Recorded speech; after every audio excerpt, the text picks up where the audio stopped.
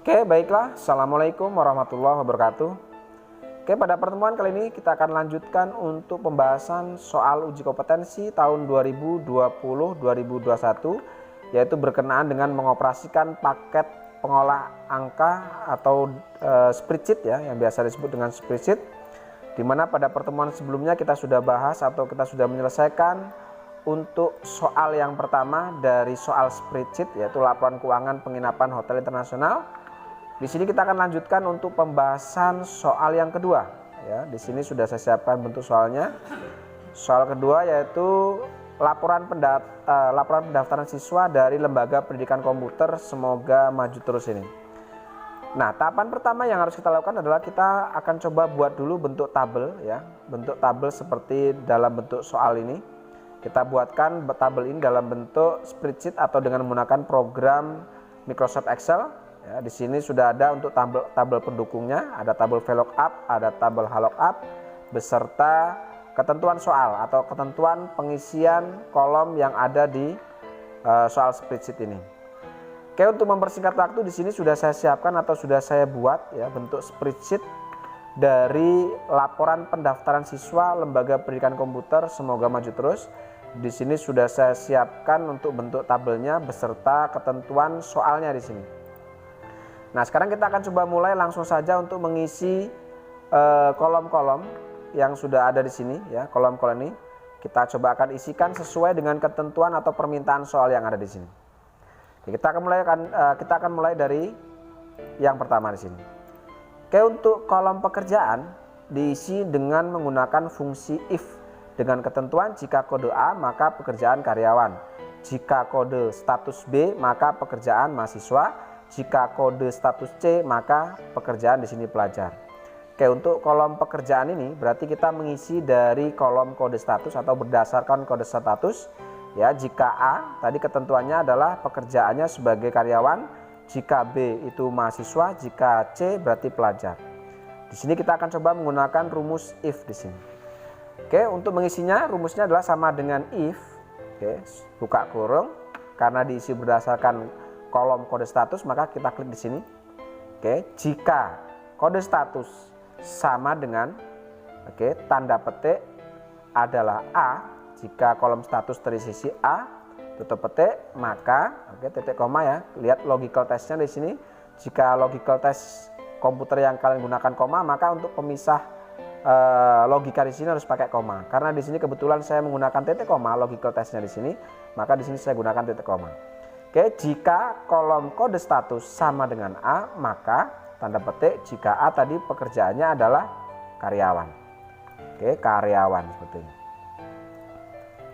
Oke, tutup petik. Ingat, setiap logika dalam bentuk karakter harus ditutup dengan tanda petik ini. Oke, selesai satu logika, kemudian kita masuk logika kedua. Jika atau if kode status sama dengan tanda petik B, oke, tutup petik lagi, maka atau titik koma, jika B tadi pekerjaannya adalah sebagai mahasiswa. Oke, buka petik terus mahasiswa. Oke, logika kedua selesai, titik koma. Kemudian if lagi, jika kode status ini sama dengan tanda petik C, tutup petik, maka buka petik lagi, maka jika C adalah sebagai pelajar. Oke, pelajar. Tutup petik. Oke, selesai 3 logika ya. Jadi saya ulang lagi, jika E6 atau kode status adalah A, maka titik koma ini bisa dibaca sebagai maka pekerjaannya adalah karyawan. Jika kode status atau E6 ini sama dengan B, maka mahasiswa. Jika kode statusnya C, maka pelajar. Jika sudah selesai kita tutup kurung 3 kali karena buka kurungnya 3 kali. Enter. Oke, seperti ini. Lalu untuk mengisi ke bawahnya kita tinggal copy ke bawah rumusnya dengan cara kita tarik pojoknya sampai berubah jadi tanda plus begini, kita klik tarik ke bawah. Ya, seperti ini. Oke, itu untuk pekerjaan. Sekarang kita masuk ke nama kelas. Oke, di sini ketentuan untuk nama kelas ya. Jadi kolom nama kelas ini diisi dengan menggunakan tabel VLOOKUP. Jadi ngisi kolom nama kelas nanti kita akan ngambil data dari tabel VLOOKUP ini. dan fungsi label dengan nomor siswa sebagai kunci. Oke, sebagai kunci adalah nomor siswa ini berarti. Oke, perhatikan di sini untuk nomor siswa dan kode kelas yang ada di tabel VLOOKUP. Di sini ada persamaan kode ya. Untuk kode kelas ada 101, 102 dan seterusnya. Sedangkan di sini sebagai kolom kunci atau sebagai kunci di sini nomor siswa ini masih gabung. 101, 102 dan seterusnya ini masih ada di tengah, masih campur dengan karakter yang lain. Berarti harus kita ambil nanti. Oke, untuk lebih jelasnya kita isi untuk nama kelas. Caranya adalah karena data yang kita ambil dari tabel VLOOKUP atau mengambil data dari tabel lain dengan menggunakan VLOOKUP atau data yang kita ambil bentuknya datanya menurun, maka rumusnya VLOOKUP di sini. Oke, kita rumuskan di sini sama dengan VLOOKUP buka kurung. Oke. Di data VLOOKUP tadi saya bilang untuk kode kelas dia hanya ada 3 karakter yaitu 101, 102 dan seterusnya. Sedangkan di sini sebagai kolom kunci nomor siswa 101, 103, 102 dan seterusnya dia ada di tengah-tengah. Berarti harus kita pisahkan supaya jadi 3 karakter atau 101 ini jadi terpisah. Maka kita ambil dulu dengan menggunakan rumus MIT ya, MIT. Mengambil data dari atau mengambil data yang ada di tengah berarti MIT rumusnya. Seperti ini. Oke, VLOOKUP MIT, kemudian klik nomor siswanya. Perhatikan yang akan kita ambil adalah data 101 ini. 101 karakter 1 ini ada di urutan ketiga. P urutan pertama, kemudian P urutan pertama, strip urutan kedua, 1 urutan ketiga. Berarti mulai dari karakter ketiga. Titik koma 3. Kemudian yang akan kita ambil itu adalah 3 angka, 101, 103, 102 dan seterusnya. Berarti kita ambil mulai dari karakter ketiga sebanyak 3 karakter, berarti titik koma 3. Kemudian tutup kurung. Oke, setelah itu titik koma lagi, baru kita masuk ke tabel VLOOKUP ini. Ya, kita blok mulai dari kode kelas sampai nama kelas. Ya, seperti ini. Karena tabel di atas atau tabel laporan pendaftaran siswa dengan tabel VLOOKUP ini berbeda tabel, maka supaya data yang akan kita masukkan di sini tidak bermasalah, maka kita tekan F4 untuk menghubungkan atau menggabungkan antara tabel laporan pendaftaran siswa ini dengan tabel VLOOKUP ini. Kita tekan F4 sehingga di sini muncullah dolar di sini. Baru kita ambil data yang ada di tabel VLOOKUP. Yang akan kita ambil adalah nama kelas. Nama kelas ini ada di kolom kedua sehingga di sini rumusnya adalah titik koma ya, titik koma 2. Tutup kurung, enter. Oke, di sini ada kesalahan di sini.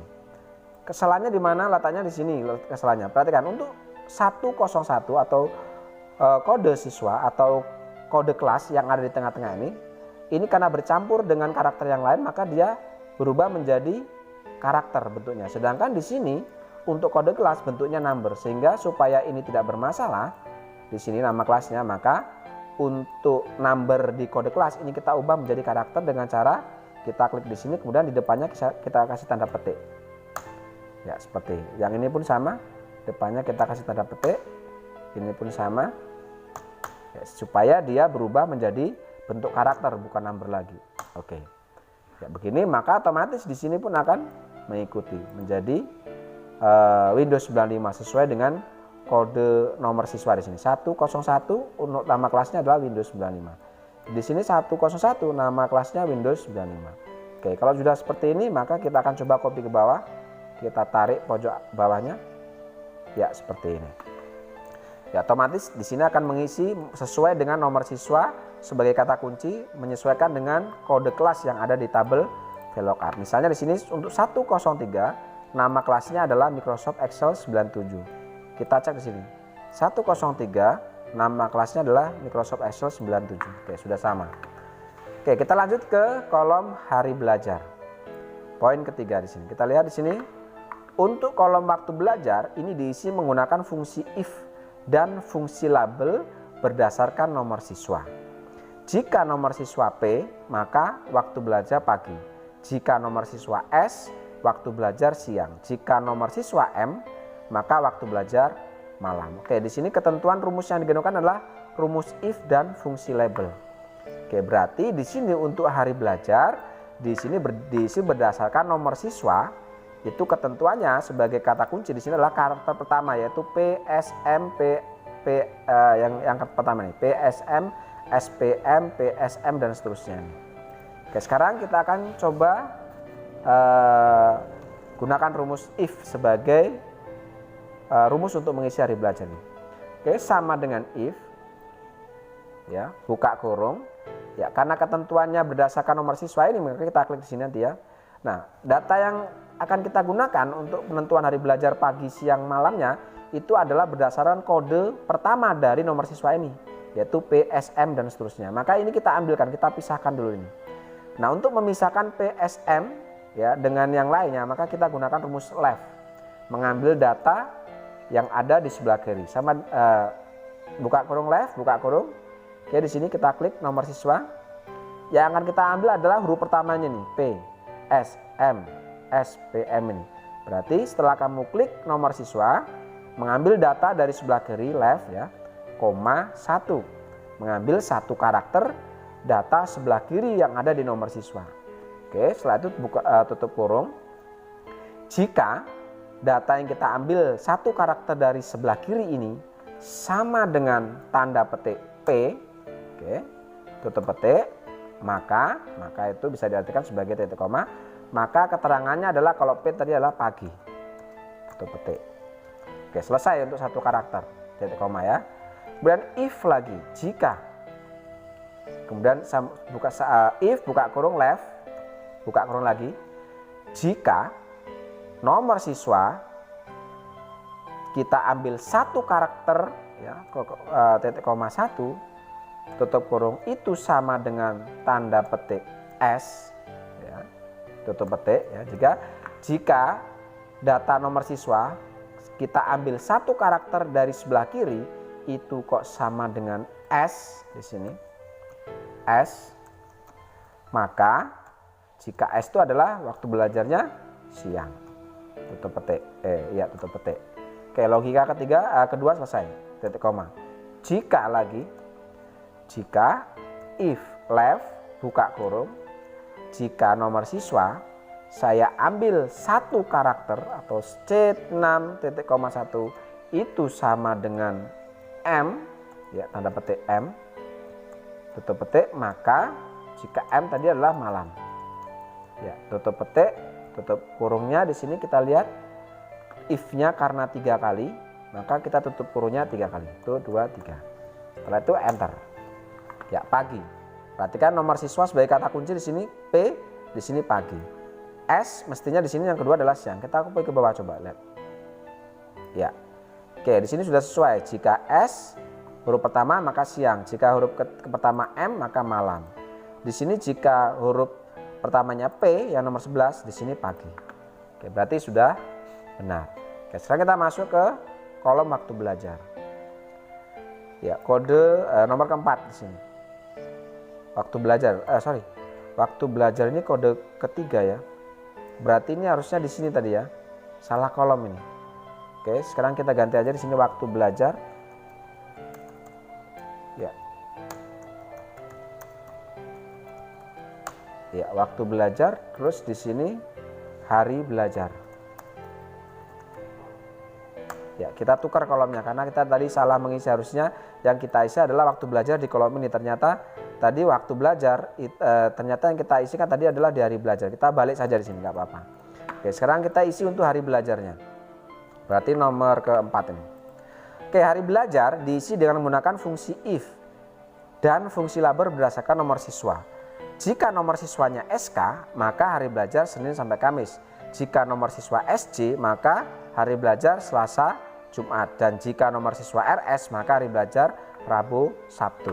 Oke, di sini sebagai kata kunci kita masih menggunakan nomor siswa ini. Nah, untuk SK, SJ, dan RS ini ada di karakter terakhir. Ada 2 karakter terakhir dari nomor siswa. Berarti kita ngisinya berdasarkan nomor siswa. Kita akan mengambil 2 karakter dari belakang untuk nomor siswa ini. Oke, jadi jika SK tadi adalah Senin Kamis, jika SJ itu Selasa Jumat dan seterusnya. Oke, rumusnya di sini kita gunakan if tadi.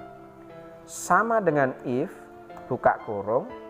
Kemudian karena data yang akan kita gunakan adalah kode SK, SJ, RSI ini ada di bagian belakang, berarti rumus untuk mengambil data yang ada di sebelah kanan kita gunakan rumus write. Ya. If write buka kurung, klik nomor siswa. Ya, karena yang akan kita ambil ada 2 karakter dari belakang, maka di sini setelah kita klik nomor siswa, titik, koma, 2, tutup petik. Mengambil data sebanyak 2 karakter dari sebelah kanan. Oke.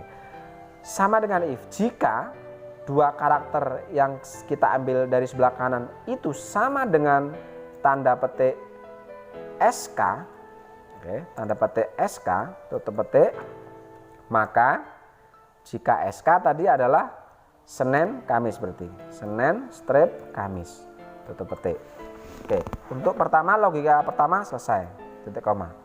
If lagi, jika, if write, ya gini, jika data yang saya ambil dari sebelah kanan yaitu nomor siswa sebanyak 2 karakter atau C6 titik koma 2 tutup petik kok sama dengan itu tanda petik SJ, maka kalau SJ itu berarti Selasa Jumat, buka petik, Selasa strip Jumat, tutup petik. Oke, titik koma. Sekarang logika terakhir untuk RS ini, if buka kurung write, oke, jika data yang saya ambil dari sebelah kanan yaitu dari kolom nomor siswa itu sebanyak 2 karakter, titik koma 2, tutup petik, sama dengan tanda petik RS, ya, tutup petik, maka jika RS berarti tanda petik Rabu sampai Sabtu, tutup petik. Oke, selesai, baru tutup kurung 3 kali, 1, 2, 3, enter. Oke, di sini jika SK maka Senin Kamis. Sekarang kita lihat di bawahnya, kita copy rumusnya ke bawah. Ya, kita lihat untuk yang SJ Selasa Jumat, RS Rabu Sabtu. Oke, sudah sesuai. Di sini untuk RS Rabu Sabtu ini sudah sesuai dengan ketentuan yang nomor 4. Jika RS Rabu Sabtu, SJ Selasa Jumat, untuk SK Senin Kamis. Oke, sekarang kita masuk ke biaya. Oke, ketentuan pengisian kolom biaya di sini adalah diisi dengan menggunakan tabel VLOOKUP. Berarti untuk biaya mengisi dari tabel HLOOKUP ini. Oke, HLOOKUP berarti rumus untuk mengambil data secara vertikal, ya. Datanya karena bentuknya mendatar, horizontal, sorry. Kalau vertikal berarti menurun, kalau mendatar berarti HLOOKUP atau horizontal. Ini vertikal, ini datanya bentuknya horizontal. Berarti rumus yang kita gunakan adalah HLOOKUP nanti. Oke, di sini untuk biaya diisi dengan menggunakan tabel VLOOKUP. Ya, VLOOKUP berarti yang ini ya. Oh, biaya berarti yang ini. Ya, berarti data yang kita ambil adalah biaya ini berarti. Oke, rumusnya menggunakan VLOOKUP dan fungsi label dengan nomor siswa sebagai kunci. Oke, berarti kita masih menggunakan nomor siswa ini. Di sini kita ngisinya berdasarkan kode kelas. Ya, kita seragamkan kode kelas ini dengan nomor siswa ini, yaitu data yang ada di tengah-tengah ini. 101, 103 dan seterusnya. Oke, rumus yang kita gunakan adalah sama dengan VLOOKUP sesuai perintahnya tadi. Sama dengan VLOOKUP buka kurung. Oke, kita ambil data yang di tengah ini. Berarti rumusnya adalah MIT tadi, mengambil data yang di tengah. Kemudian kita klik nomor siswa.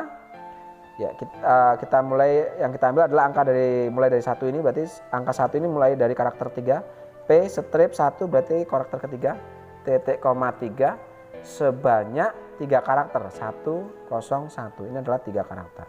Tutup kurung. Oke, seperti itu, titik koma.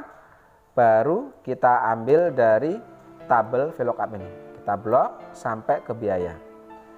Oke, setelah itu karena beda tabel, supaya tabelnya bisa menyatu atau kita merge dengan cara kita tekan F4. Ya. Kita tekan F4 sampai keluar dolar di sini, baru titik koma berapa kita lihat di sini. Kolom biaya itu ada di kolom ketiga, 1, 2, 3. Berarti di sini titik komanya adalah titik koma 3. Tutup kurung, enter. Oke, 100.000 untuk 101. Kita lihat di sini 101 100.000. Oke, sekarang kita lihat yang lain, kita copy ke bawah ini. Tarik ke bawah.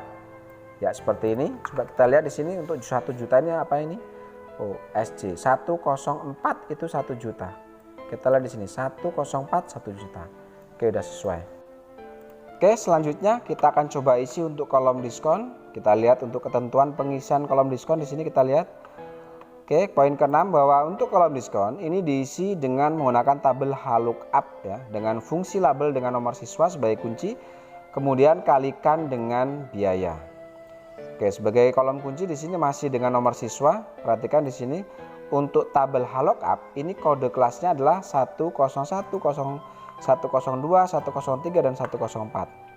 Oke, di sini untuk 101 sampai 104 ini silakan kalian rubah menjadi bentuk karakter ya, dengan cara kasih tanda kasih tanda petik 1 di depannya untuk masing-masing ini supaya dia berubah menjadi karakter seperti itu. Karena di sini untuk nomor siswa 101, 102, 103 dan seterusnya ini karena sudah bercampur dengan huruf, maka otomatis dia akan berubah format menjadi karakter. Makanya kita harus seragamkan supaya ini menjadi karakter, maka kita kasih tanda petik 1 di depan dari angka masing-masing kode ini. Oke, lalu kita akan gunakan rumus HLOOKUP di sini untuk mengambil persentase dari biaya ini ya, untuk mengisi kolom diskon sama dengan HLOOKUP ya. HLOOKUP buka kurung.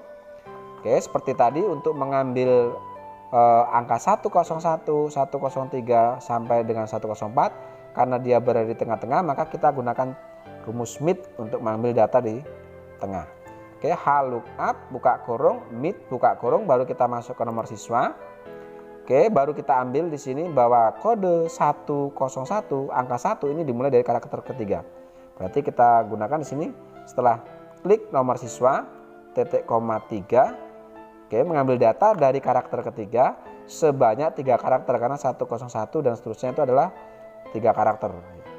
Kalau sudah tutup kurung, baru titik koma, baru kita ambil di sini dari tabel HLOOKUP ini. Kita blok dari sini. Ya, kita blok. Ya, seperti ini. Oke, karena ini beda tabel seperti tadi kita gunakan F4 supaya ini keluar dolarnya. Sehingga setelah itu baru kita ambil di sini. Untuk persentase diskon itu ada di baris kedua. Baris pertama, baris kedua. Ya. Maka di sini titik koma 2. Oke, tutup kurung. Oke, baru kalikan dengan biaya ini. Ya, baru enter. Ya, seperti ini. Oke, kalau sudah kita copy ke bawah. Ya, itu untuk diskonnya. Oke, untuk biaya bersih kita cari di sini untuk ketentuannya. Untuk biaya bersih itu biaya dikurangi diskon. Oke, berarti ini kita tinggal kurangi saja sama dengan biaya ini dikurangi dengan diskon ini. Enter. Ya, cukup simpel di sini. Oke, selesai untuk semua kolom. Ya, sekarang kita akan coba jumlahkan di sini total ya, total masing-masing kolom ini mulai dari biaya ini. Kita coba hitung total dengan cara gunakan rumus sama dengan sum ya. Kita jumlah di sini. Ya, blok, tutup kurung, enter. Oke, di sini kita jumlah juga untuk diskon dan seterusnya, kita tinggal copy ke kanan. Ya, kemudian untuk rata-rata kita gunakan rumus sama dengan average, average ya. Buka kurung. Oke, rata-rata. Blok biaya dulu sini sampai dengan nomor 12, tutup kurung, enter. Oke, kita copy ke kanan.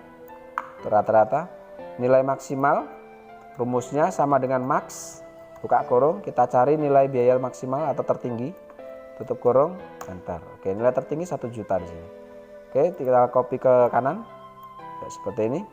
Lalu untuk minimum, untuk mencari nilai terendah atau biaya terendah sama dengan min, buka kurung, kita blok dari biaya kolom biaya ini, ya, tutup kurung, enter. Oke, nilai terendah adalah 100.000. Oke, kita tarik ke kanan. Untuk diskon terendah 5.000, untuk biaya bersih paling rendah adalah 95.000. Oke, saya rasa cukup ya di sini untuk pembahasan materi soal kedua dari uji kompetensi tahun 2021 atau tahun kemarin. Semoga ini bisa membantu proses pembelajaran kalian di rumah. Terima kasih. Assalamualaikum warahmatullahi wabarakatuh.